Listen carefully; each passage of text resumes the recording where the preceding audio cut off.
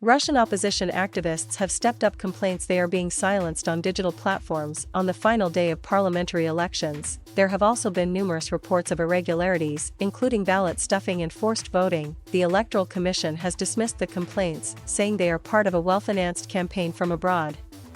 President Vladimir Putin's United Russia Party is expected to easily beat the 13 other parties taking part. Polls for the parliamentary and local elections opened on Friday and will close at 1800 hours o'clock GMT on Sunday. Russia's marathon election is nearing the end. But even before the first ballots were cast, it didn't look like a fair election.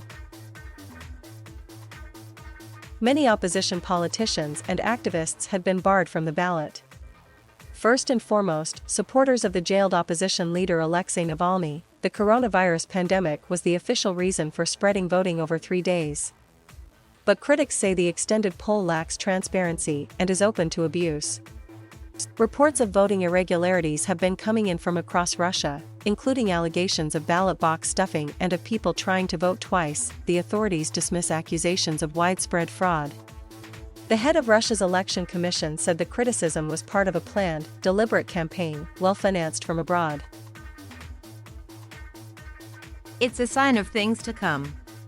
This is how Moscow will react to any international criticism of the election, by pointing a finger at the West and claiming it's all part of a foreign conspiracy to discredit Russia. Voters are electing 450 MPs for the Duma in Moscow, and a number of cities have introduced electronic voting. But, for the first time since 1993, election observers from the Organization for Security and Cooperation in Europe will not be present due to limitations imposed by Russian authorities. Independent vote monitoring group Golos, which the Russian authorities branded a foreign agent, said it had tracked more than 2,750 reports of voting violations.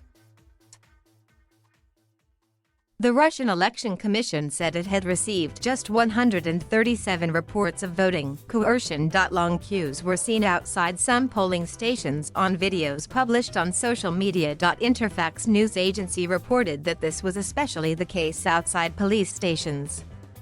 The Kremlin spokesman rejected claims that it was an indication of people being put under pressure to vote. But Golos said it had received numerous messages from people who said they were being forced by their employers to vote, as well as allegations of electoral fraud. In parts of East Ukraine controlled by Russian-backed separatists, residents with Russian citizenship are also being allowed to vote, with some crossing the border to visit Russian polling stations. Meanwhile, there is anger after Apple and Google removed from their stores a smart voting ad devised by Mr. Navalny that told users who could unseat ruling party candidates. The Russian authorities had threatened the two companies with big fines if they refused to drop the ad, saying it would be seen as illegal interference in the vote.